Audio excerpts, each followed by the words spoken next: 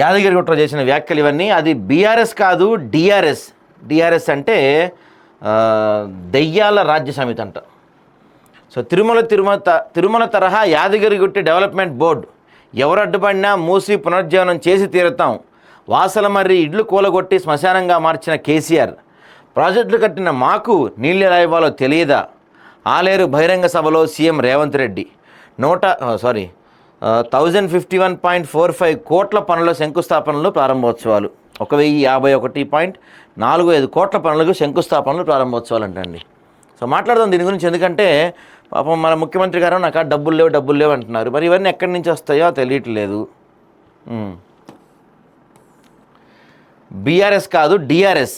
DRS అంటే దయ్యాల రాజ్య సమితి. ఈ మాట నేనంటలేదు, నీ కూతురే అంది. సాక్షాత్తు మీ గారాల పట్టి మీ కూతురు కల్వకుంట్ల కవితనే చెప్పిన మాట అది. నాకేం సంబంధం లేదండి అని చెప్పి, మరి మీ కూతురు చెప్పేదానికి ఆన్సర్ చెప్పండి అంటున్నాడు. పాపం ఇప్పటికే ఓడిపోయాము, మరి దారుణంగా ఓడిపోయాము, సున్నాకే పరిమితం అయ్యామని సిగ్గుతో ఇంట్లో కూర్చుంటున్న కేసీఆర్కి ఓ పక్కన కూతురు దింపే రాట్లకి మరింత పరుగు పోయి ఇక ముఖం కూడా చూపించాము బయట. ఆయన ఎక్కడ పెద్ద మనిషి పాపం, ఎంత కష్టం వచ్చిందో కదా. రైట్. అప్పట్లో మాజీ మంత్రి పివి నరసింహారావుకి సెషన్స్ కోర్టు నోటీస్ ఇస్తే కోర్టు ఎదుట ఆయన హాజరయ్యారు. నువ్వు అంతకంటే గొప్పోడివా?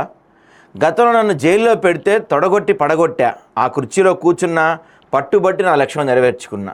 రైట్. చాలా మంచి మాట చెప్పారు రేవంత్ రెడ్డి గారు. దీని గురించి కూడా మాట్లాడదాం మనం ఒక్క నిమిషం. సో రేవంత్ రెడ్డి గారు చాలా స్పష్టంగా చాలా క్లియర్గా చెప్తుంది ఏంటి? గతంలో నన్ను జైల్లో పెడితే తొడగొట్టి పడగొట్టా, ఆ కుర్చీలో కూర్చున్నా, నా లక్ష్యం అయిపోయింది అని రేవంత్ రెడ్డి గారు చెప్తున్నారు. రేవంత్ రెడ్డి గారు నిజంగా అదే మీ లక్ష్యం అయితే, ఇది మన కేటీఆర్ని ఆ సీట్ నుంచి దింపటమే మీ లక్ష్యం, ఆ లక్ష్యం నెరవేరింది అనుకుంటే ఇక్కడ మీకు రెండు విషయాలు చెప్పాలి. మొదటి విషయం ఏంటంటే మీరొక్కళ్ళు కేసీఆర్ని పడగొట్టలేదు, మీరొక్కళ్ళు తొడగొడితే కేసీఆర్ పడిపోలేదు. చాలామంది మేధావులు కావచ్చు, లేకపోతే రాజకీయ నాయకులు కావచ్చు, లేకపోతే ప్రజలు ఆ గడీల పాలన, దొరల పాలన చూసి చూసి చూసి విసుగెత్తిపోయి, సరే ఏదో మార్పు కావాలి, కాంగ్రెస్ రావాలని అప్పట్లో మీరు ఏదో పాటలు అయ్యి బాగా గట్టిగా పడారు కాబట్టి ఇంకా మీద పాట ఉంటుంది. ఏంటది, ఏం పాట అబ్బా అది? రేవంత్ రెడ్డి మీద పాట ఉంటుంది, ఏదో పాట బాగా హిట్ అయింది అప్పట్లో. గద్దర్, ఆయన గోరెట్టి, ఆయన మన ఈ నల్గొండ గద్దర్ పాడిన పాట, 3 రంగుల జెండా బట్టి. ఇట్లాంటి పాటలు అప్పట్లో జనాలకి బాగా ఇంట్రెస్టింగ్గా అనిపించి, సరే చూద్దాం ఒకసారి అని మిమ్మల్ని గెలిపించారు తప్పించి, మీరొక్కళ్ళు అనుకుని ఏదో నేను తొడగొట్టా, నేను తొడగొడితే మెరుపులు వచ్చినాయి, ఆ మెరుపుల దెబ్బ కేసీఆర్ పడిపోయింది అనుకుంటే అది హాస్యాస్పదం. ఇక సెకండ్ పాయింట్ మీరేమంటున్నారు? నా లక్ష్యం నెరవేర్చుకున్నా, ఇంకా నాకు లక్ష్యాలు లేవు అంటున్నారు. వెరీ గుడ్, చాలా బాగా చెప్పారు. అంటే మీ లక్ష్యం ఏంటి? 10 సంవత్సరాల్లో తెలంగాణ ఆగమైపోయింది, పూర్తిగా దోచుకున్నారు ఈ బీఆర్ఎస్ కావచ్చు, కల్వకుంట్ల ఫ్యామిలీ మొత్తం తెలంగాణని పట్టి పీక్కు తిన్నారు. కాబట్టి నేను వచ్చి ఏదో చేస్తాను, అందుకే వచ్చాను మీరు చెప్పారు. కానీ ఇప్పుడేమంటున్నారు? లేదు నాకు అట్లాంటిది ఏం లేదు, నా లక్ష్యం అయిపోయింది, నా లక్ష్యం ఖాళీ కేసీఆర్ని పడగొడతాం, సీటు పైన కూర్చోవటం అని చెప్తున్నారు. మరి ఇదే లక్ష్యంతో మీరు వచ్చి ఉంటే మరి తెలంగాణ పరిస్థితి ఏంది? సరే మీరు చెప్పింది బాగుంది, మరి రిజైన్ చేసేయండి, ఇంకా అయిపోయిందిగా. మీరు కోరుకుంది ఏంది? కేసీఆర్ని పడగొట్టాలా, మీరు కూర్చున్నారు, రిజైన్ చేసేయండి. మంచోళ్ళు ఎవరన్నా తెలంగాణ అద్భుతంగా పరిపాలన చేస్తారు, ప్రజా సమస్యలు తీరుస్తారు, ప్రజా సమస్యలపై పట్టున్నోళ్ళు, ఈ కమిషన్లు లేకపోతే ఈ దందాలు ఇవన్నీ చేయని వాళ్ళు ఎవరన్నా ఉంటే వాళ్ళని తీసుకొచ్చి కూర్చోబెట్టండి మంచిగా. అట్లాంటి వాళ్ళు ఎవరు రాజకీయాలు ఉండరంటారా? ఉంటారండి, ఎక్కడో ఒకళ్ళు ఇద్దరు ఉంటారు కదా పాపం. మరి అదే మీ లక్ష్యం అయితే తెలంగాణ పరిస్థితి ఏంటి? 1,00,000 సమస్యల్లో కొట్టుమిట్టాడుతుంది తెలంగాణ, చుట్టూతో సమస్యల వలం అయిపోయింది తెలంగాణకి. మరి దాని పరిస్థితి ఏంది? ఎవడు కాపాడుతాడు ఇప్పుడు తెలంగాణని?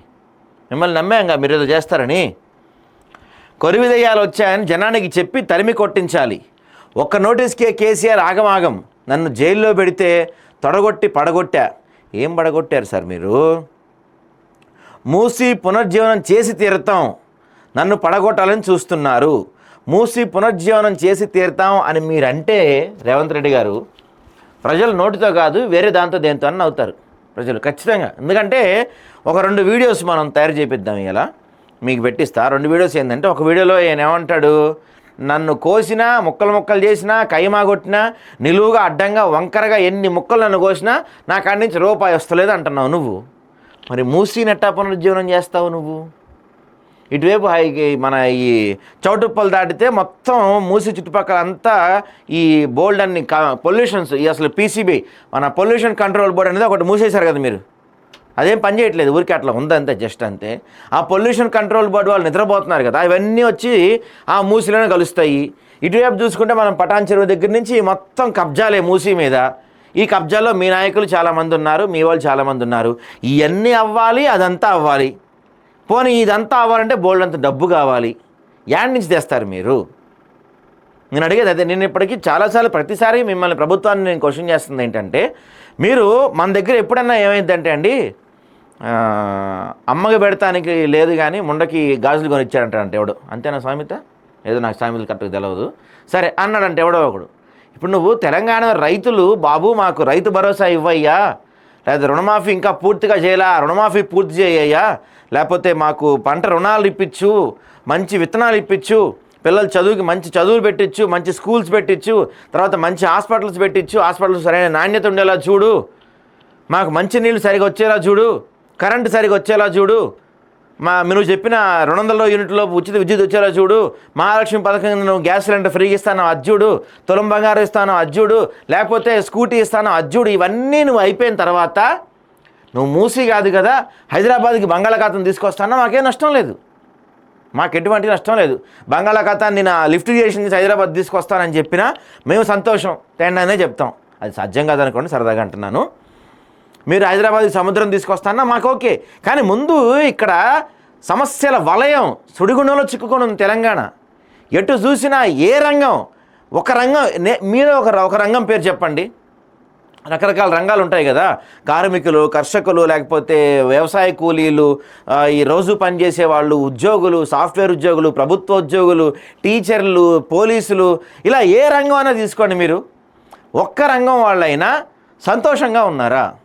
కుదేలైపోయింది కదా తెలంగాణ ఆర్థిక వ్యవస్థ, మొత్తం అతలాకుతలం అయిపోయింది కదా తెలంగాణ పరిస్థితి మొత్తం. మరి మీరు ఇక ఓ పక్కన అడుక్కు తింటే మనం అంతా, మీరు ఇక్కడ బయట రండి, మీరు ఒకసారి జనాల్లోకి రండి సార్. మీరు జనాల్లోకి వస్తే మీరు ఆ పాత దొడ్డు బియ్యాన్నే పాలిష్ పెట్టి సన్న బియ్యం ఇస్తున్నారని రేషన్ షాపుల దగ్గర గంటలు నుంచో పెడుతున్నారు. 2-3 రోజుల నుంచి రేషన్ లేదని చెప్పి ఆ రేషన్ షాపుల్లో క్యూలో నుంచొని ఏడుస్తున్న ప్రజల దగ్గరికి వచ్చి మీరు చెప్పండి, అమ్మా నేను మూసి పునర్జీవనం చేయబోతున్నానని చెప్పండి. దేంతో కొడతారో కూడా మాకు తెలియదు సార్, నిజంగా దేంతో కొడతారో కూడా మాకు తెలియదు. మీరు ఇదే మూసి పునర్జీవనం, ఇదే ఫార్మాసిటీ, వీటితోనే నేను ముందుకెళ్తానంటే కనుక మీకు స్థానిక సంస్థల ఎన్నికల్లో ఖచ్చితంగా అతి తొందరలోనే మీకు జనం సరైన సమాధానం చెప్పబోతున్నారు. రెడీగా ఉండండి మీరు దానికైతే. ఇంకేమన్నారైనా 10 ఏళ్ళు అధికారం ఇవ్వాలి, టీటీడీ తరహాలో వైటీడీఏ పాలకవర్గం, యాదగిరిగుట్ట యూనివర్సిటీ గొప్ప విద్యా సంస్థలు ఏర్పాటు చేస్తాం, స్వామివారికి అపచారం చేస్తే మూల్యం చెల్లించక తప్పదు, యాదాద్రి భువనగిరి జిల్లా ఆలేరులో 1,051 కోట్ల పనులకు శ్రీకారం. సరే, ఇప్పుడు యాదగిరిగుట్టలో యూనివర్సిటీ గొప్ప విద్యా సంస్థలు ఏం వద్దులే కానీ మీ అందరికీ గుర్తుండే ఉంటుంది కదా, హైదరాబాద్ చుట్టుపక్కల వాళ్ళకి, భువనగిరి వాళ్ళకి, తెలంగాణ వాళ్ళందరికీ యాదగిరిగుట్ట సుపరిచితం. ఒక 10 సంవత్సరాల క్రితం కేసీఆర్ అనే గ్రహణం తెలంగాణకి పట్టకముందు ఒక 10 సంవత్సరాల క్రితం చక్కగా సండే వస్తే యాదగిరిగుట్ట పోతే స్వామిని దర్శనం చేసుకొని కింద చెట్లు పొదలు మస్తుండేవి, ఫ్యామిలీలు కూర్చొని భోజనాలు, వంట వండుకొని భోజనాలు చేసేవాళ్ళ కదా. అందరూ కుటుంబాలు పోయి ఆడ హ్యాపీగా కూర్చొని చెట్ల కింద కూర్చొని భోజనం చేసి వంట చేసుకొని చిన్న దావత్ చేసుకొని వస్తుండే. ఇప్పుడు ఎట్టుంది పరిస్థితి యాదగిరిగుట్ట దగ్గర? మొత్తం మీరు దేవాలయాన్ని ఆగం పట్టించారు, చుట్టుపక్కల ప్రాంతాలు మొత్తం, యాదగిరిగుట్ట చుట్టుపక్కల ప్రాంతాలు మొత్తం మీ కల్వకుంట్ల ఫ్యామిలీ, మీ బీఆర్ఎస్ వాళ్ళందరూ కొన్ని లక్షల ఎకరాలు దోచుకోలేదా? వెంచర్లు వేసి పడదబ్బలేదా చెట్లు కొట్టేసి? మొన్న ఏదో మీకు హెచ్సీలో చెట్లు కొట్టేస్తుంటే ప్రేమ పుట్టుకొచ్చింది, కానీ కాంగ్రెస్ వాళ్ళకి అడగటం మాట్లాడటం చేత కావట్లా కాంగ్రెస్ వాళ్ళకి. ఇప్పుడు యాదగిరిగుట్ట దగ్గర అంత పెద్ద చెట్లు, పెద్ద ఎన్నో ఆడ కొండలు అవన్నీ ఉండేవి, అవన్నీ లేపేశారు. అప్పుడు మీరు మాట్లాడలేపారు అంతే. మరి నిజంగా అంత ప్రేమ ఉంటే వాటిని ఇప్పుడు మళ్ళీ మీరు సంరక్షించండి.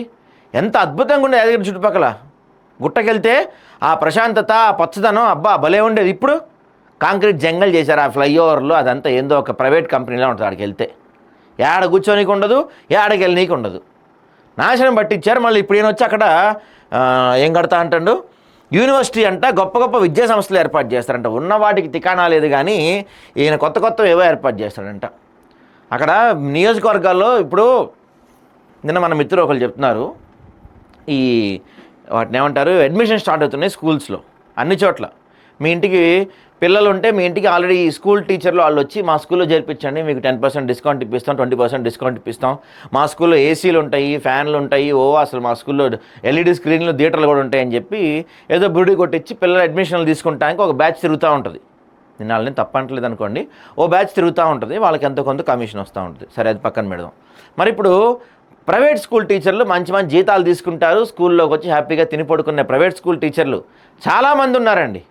మరి ఈ చాలామంది అదే ఇళ్ళకెళ్ళి మీ పిల్లల్ని మా గవర్నమెంట్ స్కూల్లో చేర్చండి, మంచి భోజనం పెడతాం, మంచి విద్యనిస్తాం, మంచి క్లాసులు చెప్తాం, మంచి ర్యాంక్ ఇస్తాం ఎందుకు చెప్పట్లేదు వీళ్ళు? ప్రైవేట్ టీచర్లు చేస్తున్న పని గవర్నమెంట్ టీచర్లు ఎందుకు చేయట్లేదు? ఎందుకంటే ప్రభుత్వంకే పెద్ద సోయి లేదు. ఇప్పుడు గవర్నమెంట్ స్కూల్స్ డెవలప్ అయినాయి అనుకోండి, ప్రభుత్వానికి ముష్టేసే ఈ నారాయణ, చైతన్య, ఆల్ ఫోర్స్ ఇట్లాంటి వాళ్ళందరూ ఆ ముష్టి రాదు కదా ప్రభుత్వాలకి. నేను నాట్ ఓన్లీ కాంగ్రెస్ అంటలేదు, గత ప్రభుత్వాలు ఏదైనా బీఆర్ఎస్, కాంగ్రెస్, టీడీపీ ఎవడు పరిపాలించినా అదే పరిస్థితి, ఏడ చూసినా అదే పరిస్థితి. ఈ కార్పొరేట్ స్కూళ్ళు వాళ్ళు వేసే ముష్టికి వీళ్ళంతా దాసోహం అంటున్నారు. ముష్టి వేస్తారు వాళ్ళు, వీళ్ళు దాసోహం అంటున్నారు. ప్రతి రాజకీయ నాయకుడు అండి. ఇంకేమంటారు, నెలకు 2 సార్లు క్యాబినెట్ భేటీ, మొదట మూడో శనివారం ప్రభుత్వ పథకాలు క్షేత్రస్థాయికి చేరేలా చూసే నిర్ణయం, ఏర్పాట్లపై అధికారులకు ఆదేశం. ఈ నెలలోనే విస్తరణ, పీసీసీ కొత్త కార్యవర్గం కూడా, ఎమ్మెల్యే పనితీరుపై స్వీయ సమీక్ష చేసుకోవాలి మహేష్ గౌడ్, కేసీఆర్ను కాపాడేందుకు ఈటెల వకాల్తా పుచ్చుకున్నారని ధ్వజం, సీఎంతో మీనాక్షి భేటీ, మంత్రివర్గ విస్తరణ, పీసీసీ కమిటీ నియామకంపై ప్రధానంగా చర్చ. సో ఇవి కూడా నిన్న ప్రధానంగా జరిగిన అంశాలు. సో ఒకసారి చూద్దాం నిన్న నేనేం మాట్లాడారు. ఇంకా బీఆర్ఎస్ అంటే భారత రాష్ట్ర సమితి కాదని దయ్యాల రాజ్య సమితి అని సీఎం రేవంత్ రెడ్డి అన్నారు. ఇక నుంచి ఆ పార్టీ నాయకులు ఎక్కడికి వెళ్ళినా కొరుగు దయ్యాలు వచ్చాయని జనాలు చెప్పి తరిమి కొట్టించాలని కాంగ్రెస్ కార్యకర్తలకు పిలుపునిచ్చారు. ఆ దయ్యాలతో చాలా ప్రమాదమని, తరిమి కొట్టేందుకు ప్రజలంతా తనకు అండగా నిలవాలన్నారు. శుక్రవారం యాదాద్రి భువనగిరి జిల్లా ఆలేరు నియోజకవర్గ తుర్కపల్లి మండలం తిరుమలాపురంలో చేపట్టిన 9 శాఖలకు చెందిన 1051.45 కోట్ల అభివృద్ధి పనులకి శంకుస్థాపనలు చేశారు ముఖ్యమంత్రి గారు.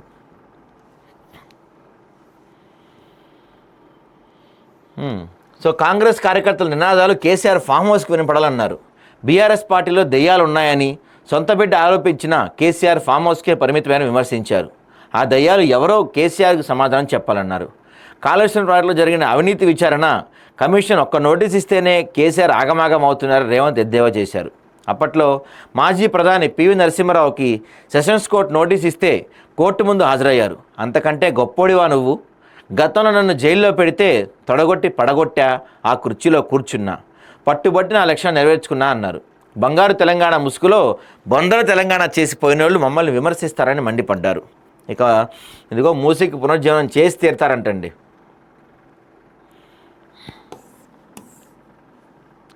కేసీఆర్ ఫామ్ హౌస్కి వెళ్లేందుకు రోడ్డు కోసం దత్తత గ్రామం వాసాల మరిని ఆగం చేశారని, ఇళ్లన్నీ కూలగొట్టి గ్రామస్తులను రోడ్డును పడేశారని సీఎం ఆరోపించారు.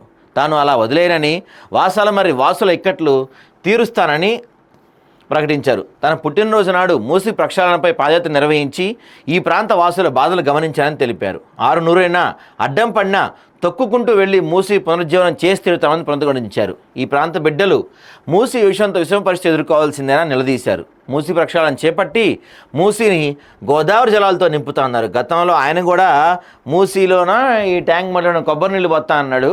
ఈయన వచ్చాము ఇప్పుడు గోదావరి నీళ్ళు పోస్తా అంటున్నాడు. మా చివరికి మీరు కానీ ఆయన కానీ వచ్చి మా నెత్తిని నీళ్ళు పోస్తున్నారండి. తనను పడగొట్టాలని చూస్తున్నారని, ప్రజలు తనకు 10 ఏళ్ళు అధికారం ఇవ్వాలని రేవంత్ రెడ్డి కోరారు. ఇతర దేశాలతో పోటీ పడేలా తెలంగాణ తీర్చిదిద్దామన్నారు. తనకు ప్రత్యేకంగా కోరికలేమీ లేవని, రాష్ట్రాన్ని న్యూయార్క్, టోక్యో మాదిరిగా అభివృద్ధి చేస్తామన్నారు. గతంలో ఆయన పేరేంది మన ఈయన చంద్రబాబు నాయుడు కూడా అమరావతిని సింగపూర్ చేస్తానంటాడు. ఇప్పుడు ఈయన హైదరాబాద్ని టోక్యో, జపాన్ ఏవో చేస్తా అంటున్నాడు, న్యూయార్క్ చేస్తా అంటున్నాడు. మరి $1,00,000 బిలియన్ ఎకానమీ కలిగిన రాష్ట్రంగా తీర్చిదిద్దడమే లక్ష్యం ప్రకటించారు. గత పాలకులు యాదగిరిగుట్ట ఆలయ పనుల్లో కాంట్రాక్టర్లు ఇచ్చి కమిషన్లు మెక్కారని రేవంత్ ఆరోపించారు. యాదగిరిగుట్టను అపవిత్రం చేసేందుకు తగిన శిక్ష పడిందన్నారు. కాంగ్రెస్ ప్రభుత్వం ఏర్పడిన రోజే ఆయన బాత్రూంలో కింద పడి కాలు విరిగింది వాస్తవం కాదా అన్నారు. గత ప్రభుత్వం యాదగిరిగుట్టను యాదాద్రిగా మారిస్తే తాము వచ్చాక యాదగిరిగుట్టగా మార్చామని తెలిపారు. 60 కిలోల బంగారంతో స్వామివారికి విమాన గోపురాన్ని స్వర్ణమయం చేశామన్నారు. భక్తుల కోరిక మేరకు పాత సాంప్రదాయాలను పునరుద్ధరించామని చెప్పి ముఖ్యమంత్రి గారు చెప్తున్నారు. చూద్దాం మరి ఈయన ఏం చేస్తారో. ఇప్పుడు నాకు అదే పాయింట్ చెప్తున్నా కదా మీకు, తినటానికి లేవు ఇక్కడ తెలంగాణలో. నేను తినటానికి లేవని నేను అంటలేదండి బాబు, స్వయంగా ముఖ్యమంత్రి అన్నాడు. నన్ను నిలువుగా అడ్డంగా దిడ్డంగా ముక్కలు కోసిన రూపాయి వెళ్తలే నా కాడి నుంచి అని స్వయంగా ముఖ్యమంత్రి గారు చెప్పిన మాటలే నేను చెప్తున్నా. మరి అలాంటి పరిస్థితిలో ఉన్న రాష్ట్రంకి మూసి పునరుజ్జీవనాలు, న్యూయార్క్, టోక్యో ఇలాంటివి అవటం అవసరం. ఇప్పుడు మనకి ఎప్పుడైనా మనం ఎప్పుడు కారు కొంటాం? మన దగ్గర అంతా బాగుంది, డబ్బులన్నీ బాగున్నాయి, ఇల్లంతా సెటిల్ అనుకున్నప్పుడు ఎక్స్ట్రా పెట్టి కారు కొంటాం. మన దగ్గర ఏమీ లేవు, రోజు పచ్చడి వేసుకొని తింటున్నాం, ఒక పూట పచ్చడి వేసుకొని తిండి అన్నం కూడా లేదు, నేను పోయి కారు కొనుక్కుంటా అంటే ఏమంటారు జనం? దేంతోనవుతారు? అట్లుంది ఇప్పుడు ముఖ్యమంత్రి గారు. తిన్నికి లేవని ఆయనే చెప్తున్నాడు, ఓ పక్క న్యూయార్క్, జపాన్ చేస్తా అని చెప్తున్నాడు.